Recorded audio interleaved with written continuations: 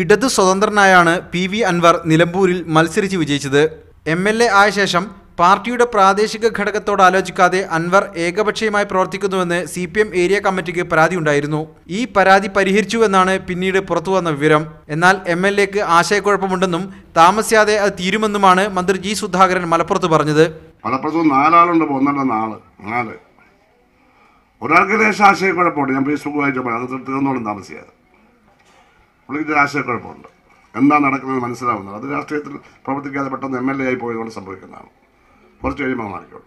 സഖാക്കൾ കഷ്ടപ്പെട്ട് വിജയിപ്പിച്ചതാണെന്ന ഓർമ്മ MLAക്ക് വേണമെന്ന മുന്നറിയിപ്പും G. സുധാകരൻ നൽകി. ഓരോരുത്തരുടെ ധാരണ കഷ്ടപ്പെട്ട് ഓരോരുത്തരെ ജയിപ്പിച്ച് വിടുന്നു. ജയിച്ചു കഴിഞ്ഞാൽ എന്താ വലിയൊരാളാണ്.